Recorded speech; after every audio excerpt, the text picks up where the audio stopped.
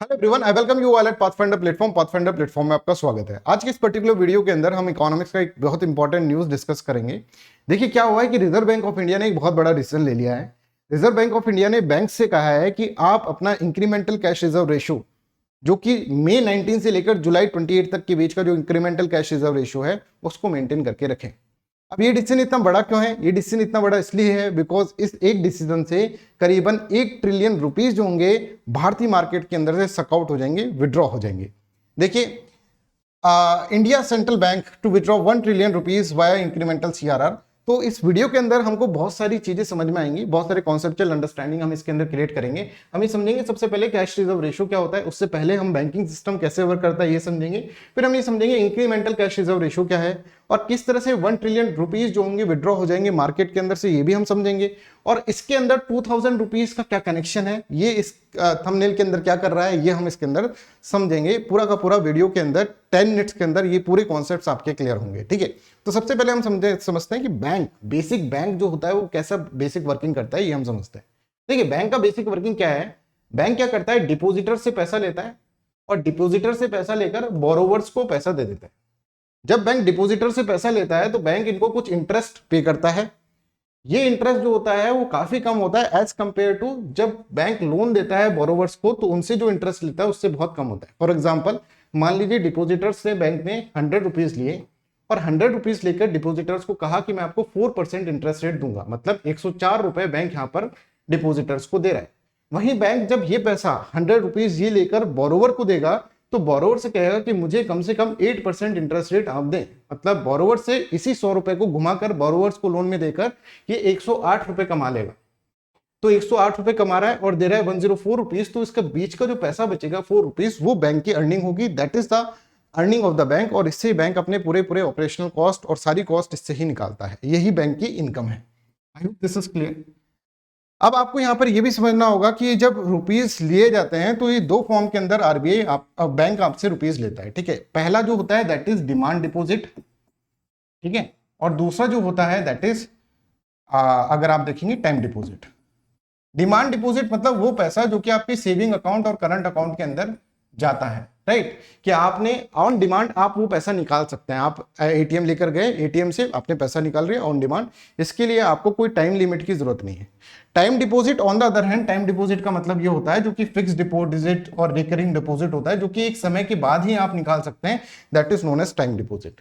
तो बैंक के अंदर डिपॉजिटर जो पैसा जमा कराता है ना, वो दो तरीके से करा सकता है, एक तो टाइम डिपॉजिट, ठीक है, और एक तरह से दूसरा जो होता है that is known as demand deposit. अभी हम एक कॉन्सेप्ट समझने की कोशिश करेंगे इसके अंदर, इसलिए मैं आपको ये सब चीजें बता रहा हूं। अब देखिए, टाइम डिपॉजिट और डिमांड डिपॉजिट करके बैंक के अंदर ही पैसा जमा कराता है। मान लीजिए पूरे डिपॉजिटर्स ने 20 रुपीज यहां पर जमा कराए और पूरा 100 रुपीज यहां पर जमा करा दिया। 100 रुपीज में से कुछ टाइम डिपॉजिट हो सकता है, कुछ डिमांड डिपॉजिट हो सकता है। अब ये क्या है, ये एक तरह से बैंक के ऊपर लाइबिलिटी है कि बैंक को इनको वापस लौटाना है, इसलिए इनको बोला जाता है, ये जो 100 रुपीज होगा इसको बोला जाएगा total demand and time liability. I hope this is clear to everyone. Total demand and time liability क्या होता है। अब देखिए क्या होता है कि बैंक इस 100 रुपीज को पूरा का पूरा यहां पर नहीं देता है, बोरोवर्स को नहीं देता है। कुछ पैसा जो होता है वो बैंक 2 के अंदर जमा करा लेता है। जैसे मान लीजिए 100 रुपीज यहां से लिए गए और यहाँ 100 रुपीज के अंदर से कुछ पैसा 30 रुपीज जो है बैंक 2 के अंदर जमा करा दिए गए। तो इसमें जो पैसा बचा, बाकी का जो पैसा बचा दैट इज 70 रुपीज, और ये बैंक जो होता है इसके अंदर क्या करता है, 70 रुपीज को बोरोवर्स को देगा, बायर्स को 70 रुपीज को यहां पर देगा, ठीक है। बट इस 70 रुपीज के ऊपर भी बहुत सारे कंस्ट्रेंट लगाकर रखता है रिजर्व बैंक ऑफ इंडिया, क्योंकि रिजर्व बैंक ऑफ इंडिया का ये है कि भाई डिपॉजिटर का पैसा सेफ रहना चाहिए। ऐसा नहीं कि सारा का सारा पैसा ही क्या कर दे, सारा का सारा पैसा ही बोरोवर्स को दे दे और बोरोवर्स कोई विजय माल्या टाइप का इंसान निकल जाए जो सारा पैसा लेकर लंदन भाग जाए। ऐसा हमेशा रिजर्व बैंक ऑफ इंडिया को क्या रहेगा, हमेशा ये इसके अंदर एक तरह से अप्रीहेंशन रहता है रिजर्व बैंक ऑफ इंडिया को, राइट। अब देखिए, बैंक 2 के अंदर जो पैसा है वो तो सेफ रहेगा, इसलिए रिजर्व बैंक ऑफ इंडिया कहता है कि कुछ रिजर्व जो होता है ना आपको रखना चाहिए, ठीक है, और ये 70 के ऊपर कुछ रिजर्व्स आपको रखना चाहिए, है ना। तो इसके अंदर बहुत सारी चीजें हैं, जैसे एसएलआर होता है, एक सीआरआर होता है। एसएलआर को हम डिस्कस कर नहीं रहे, हम सीआरआर को भी डिस्कस कर रहे हैं क्योंकि हमको इंक्रीमेंटल कैश रिजर्व रेशियो का कॉन्सेप्ट को समझना है। तो जैसे भारतीय रिजर्व बैंक ने अभी ये बोल रखा है कि भाई ये जो एनडीटीएल है ना, 70 रुपीज का जो एनडीटीएल है आपके पास, उसका करीबन 4.5% आपको सीआरआर के माध्यम से अंदर आपको क्या करना है, रिजर्व बैंक ऑफ इंडिया के पास रख देना है। तो मतलब अप्रोक्सीमेटली 3 पॉइंट समथिंग 3 पॉइंट अगर अपन इसको देखेंगे तो 3.15 रुपीज जो है आपको क्या करना है, रिजर्व बैंक ऑफ इंडिया के पास रख देना है, जिससे कि कोई टाइम में इमरजेंसी आ गई मान लीजिए, तब रिजर्व बैंक ऑफ इंडिया उस पैसे से आपकी मदद कर देगा। समझ में आ गया? तो एक तरह से बैकअप मनी होता है, कैश रिजर्व रेशियो मतलब बैकअप मनी होता है। तो यहां पर देखिए, it is specified fraction of NDTL which a bank has to keep with RBI in the cash form only. सिर्फ कैश फॉर्म के अंदर ही रखना होता है। अगर मान लीजिए आरबीआई ये 4.5% को बढ़ा देता है ना रिजर्व, जैसे अब सीआरआर की वैल्यू अभी दे रखी है कि 4.5% ऑफ एनडीटीएल आपको रखना है। अगर इसको बढ़ा देता है तो बैंक के पास पैसे कम हो जाएंगे। जैसे अभी 70 रुपीज है बैंक के पास, पर आरबीआई ने 4.5% सीआरआर लगाया, तो 3.5 रुपीज जो है 3.15 रुपीज तो आरबीआई के पास ही रखने पड़ गए बैंक को। ठीक है ना?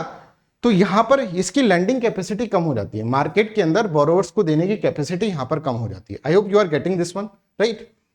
तो जैसे ही सीआरआर बढ़ाएगा, अगर आरबीआई मान लीजिए सीआरआर बढ़ाता है, तो सीआरआर इंक्रीज करने से आप देखेंगे लैंडिंग कैपेसिटी जो होगी बैंक की वो कम हो जाती है, और बैंक की लिक्विडिटी जो होती है ना वो कम हो जाती है। बैंक जो लोन में पैसा देना है वो कम दे पाएगा। ठीक है, इतना कॉन्सेप्ट आपको याद रखना है।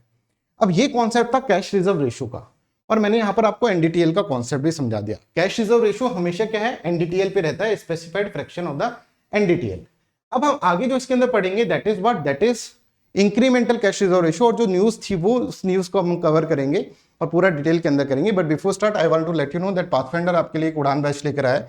दिस उड़ान batch is very important because 8,420 rupees के अंदर आपको ये सारे फीचर्स यहाँ पर मिलेंगे। अभी यहाँ पर 20% डिस्काउंट चल रहा है, और अभी आपका फीस जो है काफी कम है इन सभी फीचर्स के हिसाब से, राइट? यहाँ पर आपको लाइव डीबी कोड यूज करना है जिससे कि मैक्सिमम बेनिफिट आपको यहाँ पर मिले। इसी तरह से Udaan GS plus optional combo subscription is also there. 14,315 rupees के अंदर आप ये सारे ऑप्शंस प्लस उड़ान का बैच यहाँ पर ले सकते हैं। यहाँ पर भी आपको लाइव डीबी कोड यूज करना है। Optional carnival is also going on.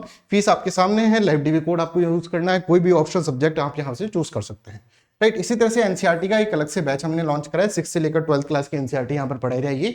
Economics की एनसीईआरटी इसके अंदर मैं कवर कर रहा हूँ, और यहाँ पर 14th से इकोनॉमिक्स की एनसीईआरटी का कोर्स स्टार्ट हो जाएगा। ये कोर्स स्टार्ट हो चुका है वैसे, और 6,110 रुपीज के अंदर आप इस कोर्स को अवेल कर सकते हैं। अदरवाइज आपको अगर कॉम्प्रेंसिव जीएस प्लस एनसीईआरटी का कॉम्बो सब्सक्रिप्शन लेना है तो वो 11,789 रुपीज के अंदर अवेलेबल रहेगा। ये हमारी टीम है जो डिफरेंट इनोवेटिव मैनर के अंदर आपको टीचिंग प्रोवाइड करेगी। चलिए तो हम समझते हैं हम न्यूज को। क्या न्यूज है? न्यूज ये है कि RBI withdraws 2,000 rupees note from the circulation. ये न्यूज कब की है? ये न्यूज मई की है सर।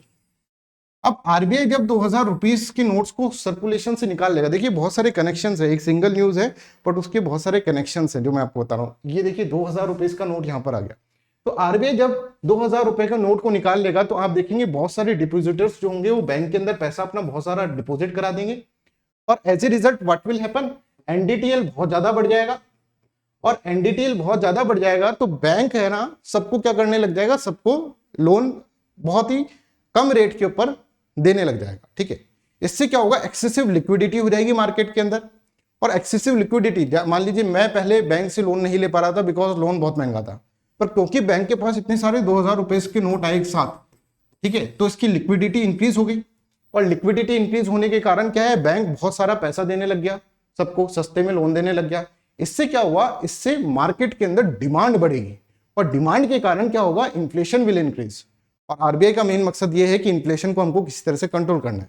इसका मैं छोटा सा एग्जांपल देता हूं। मान लो पहले मेरे पास पैसा नहीं था, ठीक है, मेरे को ये मार्कर खरीदने की इच्छा थी, मेरे पास पैसा नहीं था, पर बैंक्स ने अपने लोन सस्ते कर दिए। क्यों सस्ते कर दिए? क्योंकि उनके पास बहुत सारे 2,000 रुपए के नोट आए, तो उनके पास बहुत सारा रुपीज इकट्ठा हो गया, तो उन्होंने रुपीज सस्ते कर दिए, वो लोन सस्ता कर दिया, तो मैंने लोन लेकर मार्कर खरीद लिया। अब ये मार्कर की डिमांड बढ़ गई ना, मेरे जैसे बहुत सारे लोग मार्कर खरीदेंगे और डिमांड बढ़ जाएगी मार्कर की, तो इससे इन्फ्लेशन विल इंक्रीज। ठीक है, तो इन्फ्लेशन इसके कारण क्या है, इंक्रीज हो गया सिस्टम के अंदर। आप देखेंगे अभी वेजिटेबल के अंदर कितना इन्फ्लेशन चल रहा है, प्लस और भी डायमेंशन में अगर हम देखें तो इन्फ्लेशन काफी इंक्रीज हो चुका है भारत के अंदर एज कंपेयर टू, अगर अपन प्रीवियस 3 मंथ के अंदर देखें तो उसके डेटा के हिसाब से इन्फ्लेशन इस मंथ के अंदर, इन 2 महीनों के अंदर, पिछले 2 महीनों के अंदर काफी बढ़ चुका है, राइट। तो I hope this is clear to everyone, यहां तक आप सबको क्लियर है। तो यहां पर 2,000 रुपीज जब यहां पर सर विड्रॉ कर लिया आरबीआई ने मार्केट से, तो यहां पर बैंक्स के पास बहुत सारे रुपीज आ गए। तो आरबीआई अब ऐसे कह रहा है कि भाई ये रुपीज अगर तुम नीचे मार्केट में ले आए ना तो इन्फ्लेशन बहुत ज्यादा बढ़ जाएगी। कैसे बढ़ जाएगी मैंने आपको बता दिया।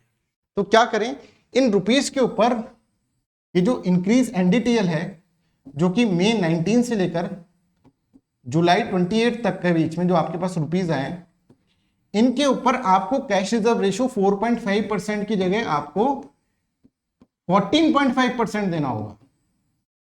समझ में आ रहा है? तो मतलब मान लीजिए कि 100 रुपीज उनके पास पहले थे, ठीक है, एनडीटीएल उनका 100 रुपीज था, 100 रुपीज था तो 100 रुपीज पे 4.5 देने थे रुपीज। अब इनको 14.5 रुपीज जो होंगे वो रिजर्व बैंक ऑफ इंडिया के पास रखने पड़ेंगे in the form of cash. तो इससे क्या होगा, इससे इनकी लैंडिंग कैपेसिटी डिक्रीज हो जाएगी। अब इनके पास जो एक्सेसिव लिक्विडिटी आई थी वो क्या करेगा, आरबीआई इसके अंदर से खींच लेगा, ठीक है। तो आरबीआई 1 लाख करोड़ रुपए तक इस तरह से यहां से खींच लेगा, इस तरह से गवर्नर ने कहा है। और यहां पर इन्फ्लेशन जो हो जाएगी वो डिक्रीज हो जाएगी। I hope this is clear to everyone, ये आप सबको क्लियर होगा। तो देखिए liquidity surplus in Indian banking system has average around 2.5 trillion rupees, इतना हो गया था, है ना, इन अगस्त के अंदर इतना बढ़ गया था। क्यों बढ़ गया था? बिकॉज खूब सारे 2000 रुपीज के नोट आए थे यहाँ पर, ठीक है। पहले अगर हम देखें इसके अंदर जुलाई के महीने में सिर्फ 1.6 ट्रिलियन डॉलर था, राइट, ट्रिलियन रुपीज था, sorry, right, pushing down overnight borrowings and the landing rate, जिससे कि लैंडिंग रेट्स और ओवरनाइट बोरोइंग्स यहाँ पे बहुत ज्यादा बढ़ जाएंगी।